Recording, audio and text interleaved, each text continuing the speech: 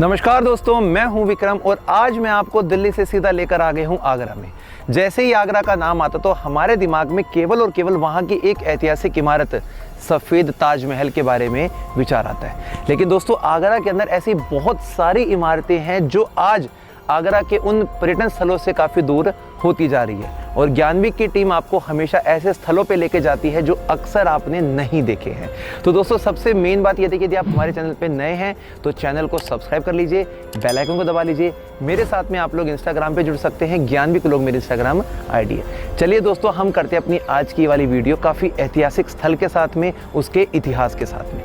आप मेरे पीछे जो ये 5 मंजिला इमारत देख पा रहे हैं, इसे कहा जाता है 32 खंबा टावर और इसके पीछे का जो इतिहास है बहुत ज़्यादा मज़ेदार है। लेकिन उससे पहले मैं आपको थोड़ा आसपास का नज़ारा दिखाता हूं ताकि आप पूरी लोकेशन को समझ पाएं, जान पाएं। यहाँ पर आप देखेंगे तो काफ़ी ज़्यादा आपको झाड़ फूस दिखाई देगा, लेकिन इसके पीछे का जो राज है वो सामने की तरफ बहती हुई यमुना नदी, पानीपत दिल्ली से बहती हुई आगरा के इस स्थान पर यमुना नदी के किनारे 17वीं शताब्दी के शुरुआती समय में इस 32 खंबा इमारत को यहाँ बनाया गया था और इसका जो सीधा संबंध है वो हमारे भारत के एक शासक जहांगीर के समकालीन बताया जाता है। अभी हम थोड़ा पास की तरफ चलेंगे, वहाँ जाने के बाद में इसको और अच्छे तरीके से समझेंगे और इसके इतिहास के हर एक लम्हे को आपके साथ में जोड़ने की पूरी कोशिश करेंगे। आइए मेरे साथ। हम सबसे पहले इसके बेस को समझते हैं, जहाँ पर हमें लाखोरी बादशाही लाल रंग की पतली पतली ईंटें दिखाई दे रही हैं। उनके बीच में हर बार की तरह वही रबल भरा हुआ है, उसको मजबूती देने के लिए। बीच वाले सेकंड फ्लोर पर आप यहाँ पर 3 द्वार देख पा रहे हो जो कि एक ऑक्टागोनल शेप को दिखा रहा है। उसके ऊपर आपको छज्जे में लाल ये दिखाई देंगे जो बाहर की तरफ निकले हुए हैं और थर्ड जो मंजिल है इसकी वो सेम दूसरे की ही तर्ज पर बनाई गई है और जो उसके ऊपर वाली छत आप देख रहे हैं जिसका चौथा माला है, वहाँ पर कुल मिलाकर 32 खंबे हैं और उन्हीं खंबों की वजह से इसका जो नाम है वो 32 खंबा इमारत के नाम से जाना जाता है। तो शुरुआत करते हैं हम जहांगीर के समकालीन एक व्यक्ति जिनका नाम था बुलंद खान, जो कि जहांगीर की सेना में ही शामिल थे। 1606 से लेकर 1623 के समय तक उन्होंने ये एक स्थान बसाया था जिसका नाम था बुलंद खान बाग और इसी बाग के अंदर उन्होंने इस इमारत का निर्माण करवाया। इस निर्माण के पीछे की एक बहुत खास बात ये थी कि जो भी व्यापारी दिल्ली से आगरा या उसके आगे प्रयागराज तक जाते थे तो उनका एक स्टॉप पॉइंट हुआ करता था। लेकिन इस इमारत का क्या काम था वो आप सबसे ऊपरी हिस्से में देखेंगे। उस हिस्से में जहाँ पर एक छतरी बनी हुई है, वहाँ पर एक वक्त पहले मशाल लगाई जाती थी ताकि इस हिस्से में सबसे ऊपर वाले में लाइट की जा सके और जब कभी भी कोई व्यापारी इस यमुना नदी के माध्यम से आगे गुजरता था तो कई कोसों दूर तक ये लाइट उन्हें दिखाई देती थी और उसी के साथ में वो यहाँ पर रुकने के लिए मजबूर होते थे और यहाँ पे ठहरा भी करते थे। अभी हम इसके बिल्कुल नज़दीकी हिस्से में जाएंगे, इसके फ्रंट गेट में, वहाँ से आपको इसका थोड़ा और भी मैं परिचय देने वाला हूँ।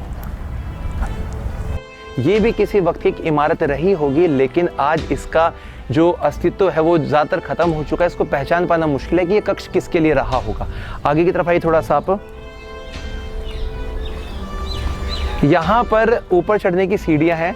इसका मतलब किसी समय पहले यहाँ पर एक कमरा रहा होगा जो कि आज बिल्कुल टूट चुका है, ख़त्म हो चुका है। और इसी के साथ में आइए एक बार आप यहाँ पर भी सामने देखिए, ये कमरा है लेकिन ध्वस्त हो चुका है। अब हम एक बार थोड़ा इसके बिल्कुल द्वार पर आ गए हैं। नीचे वाले हिस्से में पूरा रेनोवेशन का काम है। ये बाद में इसको सरकार ने रिपेयर करवाया। 4 से 5 साल पहले ये जो टावर था बिल्कुल भी इस्तेमाल में नहीं आ रहा था, बिल्कुल ख़राब हो चुका था। सरकार ने जब इसको अपने अंडर में लिया तो उसको पूरा ठीक करवाया। आप इसका कंस्ट्रक्शन देखिए, डायमंड शेप बनाई गई है ये और ये हमारे भारत में बहुत ज़्यादा प्रचलित है। मुगल शैली को, राजपूताना शैली को दर्शाती है ये। और इसके द्वार हम एक बार देखते हैं, पूरा राउंड लगाते हैं, फिर हम इसके बाकी हिस्सों में आ जाएंगे। एक बार आइए मेरे साथ में, आप राउंड लगा के देखेंगे हम। यहाँ पे एक गेट, उसके बाद ये दूसरा और ये इसका 7वां और ये अंत में 8वां गेट।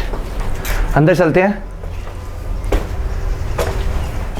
ये इसका बिल्कुल सेंटर का भाग है, बिल्कुल इसका मध्यस्थ भाग है, जिसका डिज़ाइन आप पहले देख लीजिए, फिर इसकी हम और बारीकियां पकड़ने की, समझने की कोशिश करेंगे।